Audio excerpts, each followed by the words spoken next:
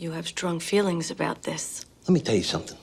I had a semester and a half of college, so I understand Freud. I understand therapy as a concept. Tony Soprano and them damn ducks. Whatever happened there? On the surface, the idea that Tony understood Freud might seem laughable, but in actuality, Tony Soprano understood Freud more clearly than even he realized. Tony was a psychological genius, at least instinctually so. Indeed, Tony understood Freud even better than his own doctor, Dr. Melfi. Melfi herself rarely provided much psychological insight. She was primarily a thrill seeker, looking to live vicariously through Tony. One of the keys to understanding this is Tony and the ducks. We all know that Tony sure did love that family of mallards who took residence in his pool. They made him happy. Tony enjoyed sharing his pool with the ducks, and he wanted his family to enjoy his enjoyment of the ducks. His family and Hunter, however, lacked his enthusiasm. In Tony's very first session with Melfi, he explained about the lead up to his first panic attack, that he was barbecuing, and after he saw his beloved ducks fly away, he collapsed and he was out.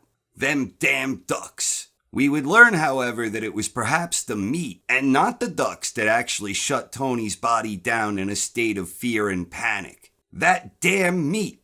Tony later recalled his first panic attack actually happened in his childhood, after he saw his old man chop off Mr. Satriali's pinky, and he later collapsed when he saw his mother getting all turned on and excited by the free meat. Tony knows Freud. All this from a slice of gabagool. So was it the ducks? Was it the meat? Or was it his own damn mother? After the ducks fled, when Tony first spoke of the dream about his penis being stolen away by a seagull, Tony was baffled, completely confused. Melfi gave him a mini assist, noting that a seagull, like a duck, is an aquatic bird. Eureka. Tony then attempted to interpret his own dream, and he concluded that he loved the ducks and was saddened by their departure because he was afraid of losing his family. Melfi, the thrill seeker, let him go along with that take. There was some truth there, too. Throughout the entire series, Tony was always trying to delicately balance his life in such a way that he did not lose his family, between acting as a mob boss, trying to maintain a relationship with a lady or two on the down low, avoiding the crosshairs of law enforcement and keeping his criminal endeavors undercover, his passion for gambling and booze, dealing with the many misgivings of his often disgruntled crew, and his own anger issues and an enormous appetite for life and food alike. Tony tried his best to hold on to his family, so long as it didn't interfere with who he was. We can set aside how odd this truly was. Why did Tony give a shit about his family when he treated them like shit, frequently put them last, and was a general monster incapable of love all around? For our purposes now, dealing with his family and everything else resulted in a lot of stress. The lavish and costly lifestyle of his wife and the many guilt gifts that came with the territory of having a gourmand, dealing with two children who each had a great sense of entitlement, and trying to enjoy a nice family dinner as a family whenever possible. Though once again, most of them weren't all that nice unless you think Tony had the makings of a varsity athlete. Small hands. This came with its own added stresses of coping with Meadow's spoiled princess demeanor, and Carmela's costly pet projects, and AJ just generally getting himself in trouble and acting like a stunad. Tony had a lot of stress in his life. Outside of the immediate family, he had to contend with Uncle June and his two sisters, another area that often resulted in conflict, and then of course, Tony's own mother. For Tony, everything always circles back to food and his mother. After the failed assassination attempt, Tony warned Melfi that she might be in trouble because he was outed for seeing her, and he sternly directs her to go into hiding. Melfi went into hiding as directed, and she continued her practice out of a cheap motel room, during which time she lost a patient who took his own life. After the dust settled, Melfi gave him a pass and agreed to continue treating him. She ultimately took him back and implicitly tolerated his erratic behavior and the potential danger he posed. She loved the risk, the thrill of it all. And this was true for Melfi right from the very beginning. Prior to that, she had been wishy-washy with Tony's early advances, where she was seemingly both repulsed and excited by his persistent creepy charm. She seemed conflicted and perhaps a bit flattered when she was the one who revealed to Carm that Tony was seeing a female psychiatrist. When he had become physical and violent towards her, she had likewise given him a pass. Melfi always gave Tony a pass because she loved the thrill. Even those who knew she was treating a made guy, and ultimately learned who she was treating, her ex-husband Richard and her own psychiatrist Elliot, and later other colleagues would also learn, but they scoffed at the idea that she could treat a sociopath, constantly urging her to drop him. The closest she came to dropping him happened just before she was attacked. And the one and only time she stayed true to herself was when she declined telling Tony what had happened. But at the same time, however principled and well-intended her strong stand appeared, she likewise followed that up by dissuading Tony from taking the steps she was grooming him toward, seeing a behavior modification therapist. So even here, she could not let go of her fascination with the thrill. Melfi had a blind spot with Tony, and throughout the series, deep down she must have known she was not doing him any good. But the power of denial was on full display, with Melfi often boasting about their wonderful progress, the great strides they made together. She had at times given him bad advice. She once gave him a script for lithium that left him hallucinating about a beautiful Italian exchange student named Isabella. She developed a problem with alcohol because of her association with him. She exposed her inner Jennifer when she said toodaloo. She had weird Lynchian dreams about Tony and the Wizard of Oz. And in the end, she only helped him further develop his impeccable skills as a criminal scumbag degenerate.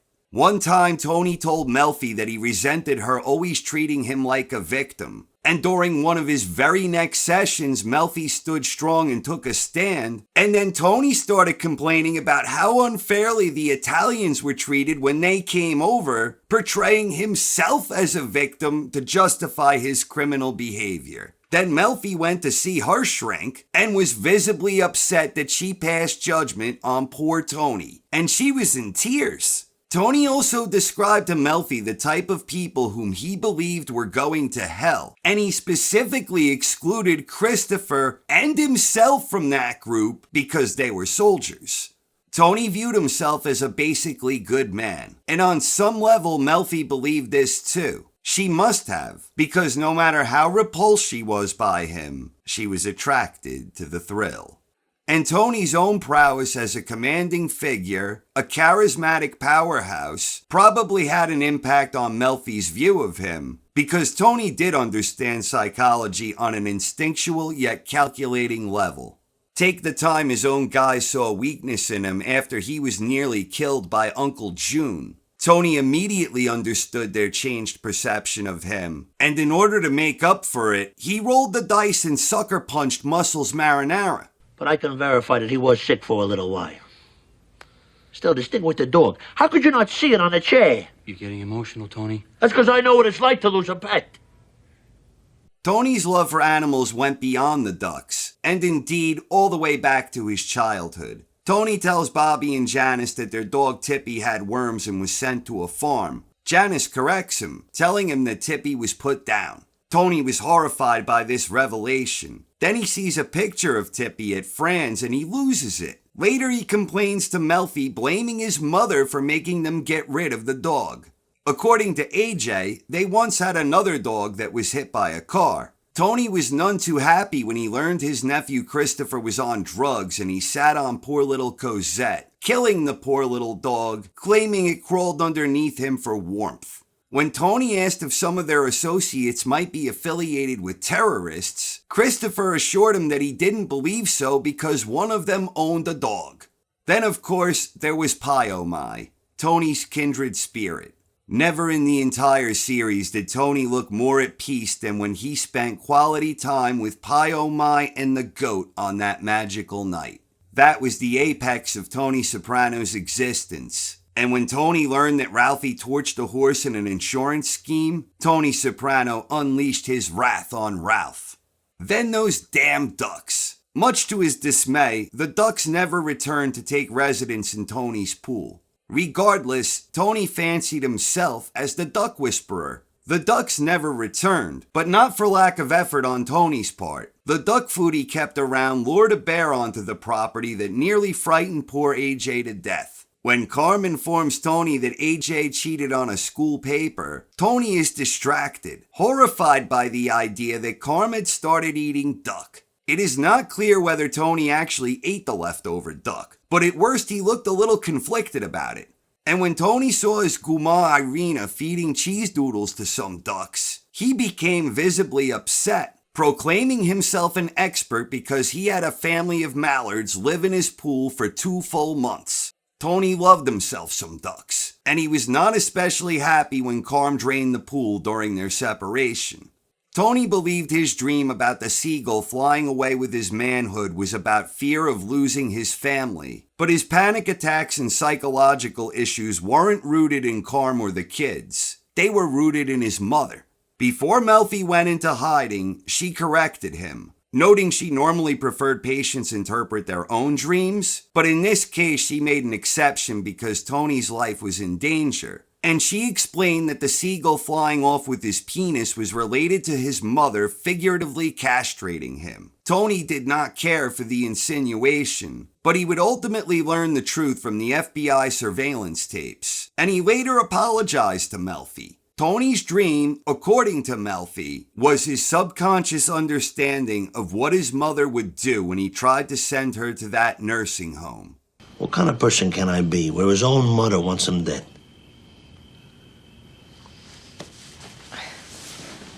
Problem is not with you. That woman is a peculiar duck. Tony's own mother tried to have him whacked. Then she was dead to him. Until she wasn't. Then she really was. What are you gonna do? Tony's relationship with his mother was always the root cause behind his panic attacks. And as he grew older and aged, when she could no longer take care of herself on her own, he knew she would never be happy with what would eventually need to be done. It wasn't really about the ducks, or the meat. The connection between food and his mother was inseparable. She was always trying to feed him, and the one motherly responsibility she seemed to take pride in was nourishing her son with the very meat that was tainted by criminal family activity. Crime and food, in that sense, were inseparable. This theme even proved constant in The Many Saints of Newark. For Tony, everything always circles back to food and his mother. As for his affection for animals, ducks, horses, goats, dogs, and especially those damn ducks, it likewise ties back to his mother accompanied by a bit of projection. His beloved Tippy probably provided him comfort and safety in that chaotic uprising under the roof of Johnny Boy and Livia. As he grew older and became more involved in the family business, as he grew more corrupt and more irredeemable, he still sought comfort, but for different reasons. Where it had evolved into a coping mechanism for the guilt he would feel, not only about his many heinous and despicable deeds, but also how he made his family complicit in all of his criminal endeavors by proxy, especially as he knew his children were growing older, symbolic of the immediate aftermath of the murder committed by Tony when Meadow first questioned him about his involvement in the mafia when they were off visiting colleges.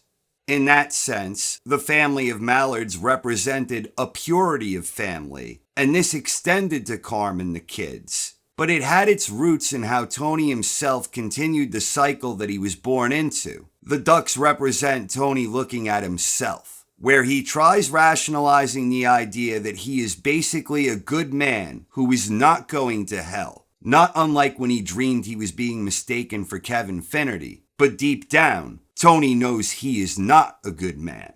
The ducks give him an excuse, the same way he claimed he wasn't going to hell because he's a soldier. The ducks allow him to believe he is capable of genuine love and affection. He cannot truly love another person. He treats his family like shit. and his marriage is reduced to a transactional relationship, continuing out of stability and comfort more than anything else. But if he can love something, anything, then he is redeemed somehow, not as despicable and evil as he truly is. With the ducks flying away representing a part of the grand cycle of life as we know it, Tony is finding comfort in the family that which he covets, which he perhaps could have had and embraced, but he understands that he has made his choice, and he is continuing the cycle of crime and violence he was born into.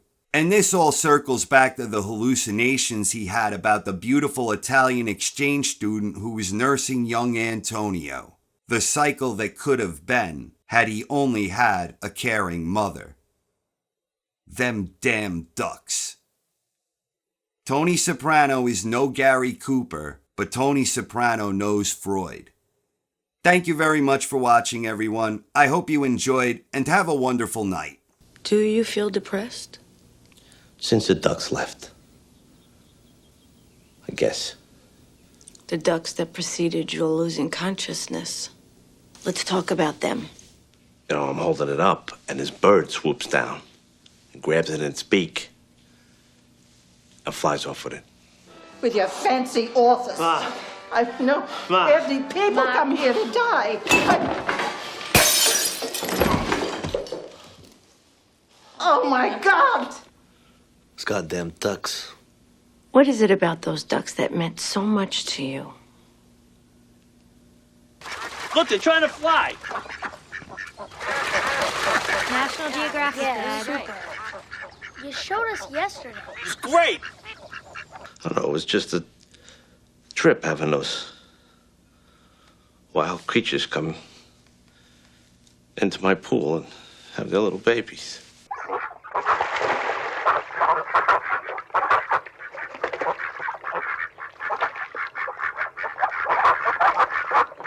I'm afraid I'm gonna lose my family. I think I lost the ducks. What kind of person can I be where his own mother wants him dead? The problem is not with you. That woman is a peculiar duck. My mother tried to have me whacked because I put her in a nursing home? In your worst dreams, a duck flies off with your penis. Castration. Hey, my mother never went after my basket. No, not literally. You twisted fucking bitch. That's my mother we're talking about, not some fuck up in Attica stab you in the shower. See, we're through, you and I. I have a life. I have patience. You tell them August came early this year. It doesn't work that way. I have patients who are suicidal. Well, they're not gonna feel any better about their life if you get clipped. Jesus fucking Christ.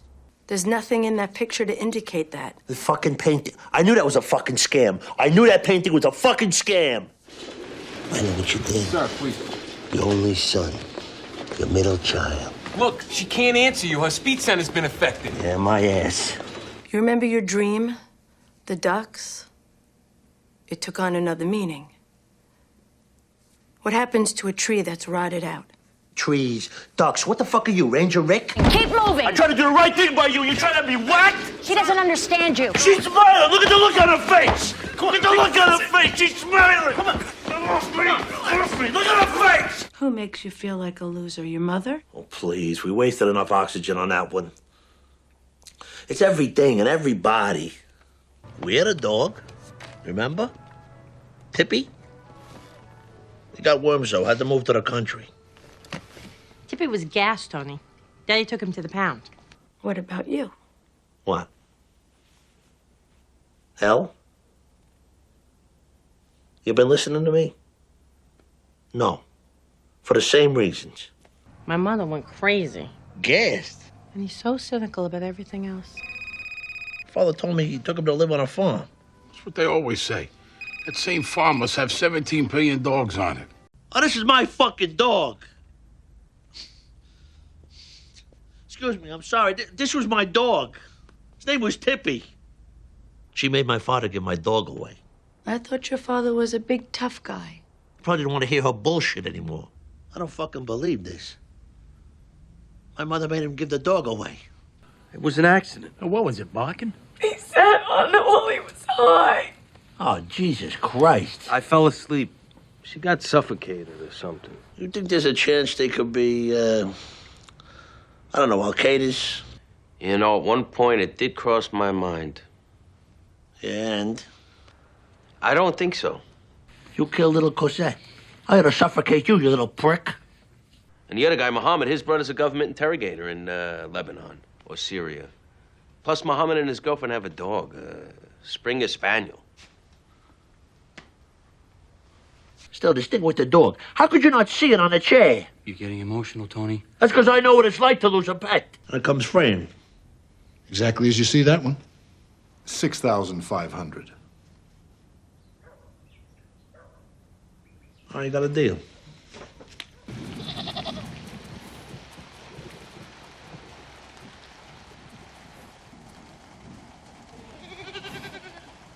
What she likes? She likes when you rub a muzzle right here. Right, Lady Pie? Yeah. You ought to see her race. She busts her heart to win. Pieces of a blown-out light bulb in a stall. And the hay was a natural accelerant. They'll investigate, but it's a formality considering the value of the stock. It was a fucking horse! What are you, a vegetarian? You eat beef and sausage by the fucking carload. Oh, fuck. What's that, Tone? That's Tony and Ralph's horse, Pio Mike. Where you going? See with that picture. He looked like he was gonna cry. And still no word from Ralph. You know what it does to me? To be reminded of that fucking horse? I'm sorry, T. But you never come here no more. Napoleon and his horse. That kind of thing. He's rather portly to be Napoleon. Not Napoleon exactly. Like Napoleon. Something that catches more of what you're really all about. A goddamn lawn jockey? That's not a lawn jockey. That's a general. You can't have your horse in here. Why not? Are you kidding me? The smell, and shit all over the place. We'll clean up after her. You always say that. Meadow's going to be going away to college next year. Yeah, that's why she needs the car. Leaving the nest. Not those fucking ducks again. Maybe you were preparing her for reality, teaching her to fly.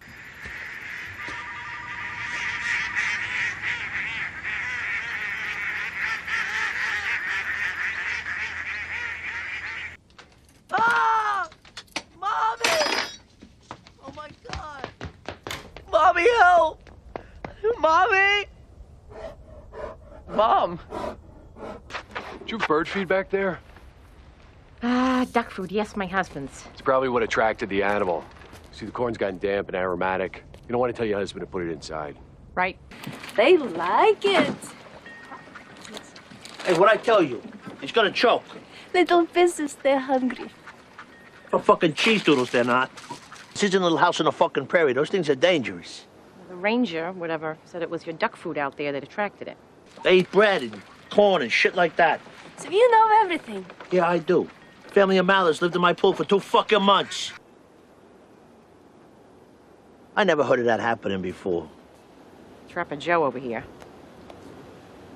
What the fuck? Carmela, What? there's no water in the pool. Yeah, I had it drained. The electricity costs a fortune. I can't afford that.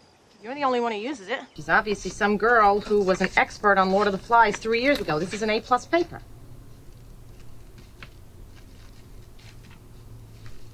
Since when you eat duck? Violence and blood so closely connected to the food you were about to eat. Beautiful cut, he said. You like it standing with the bone in, Holly? Look at those juices. And also, the thought that someday you might be called upon to bring home the bacon. Like your father. All this from a slice of gabagool. All right, it's enough!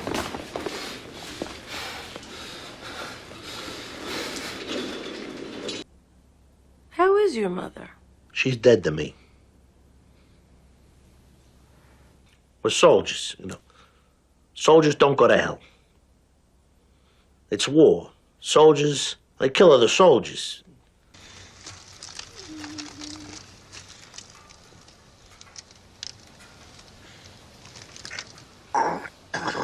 Everybody involved knows the stakes. And if you're going to accept those stakes... Don't stop.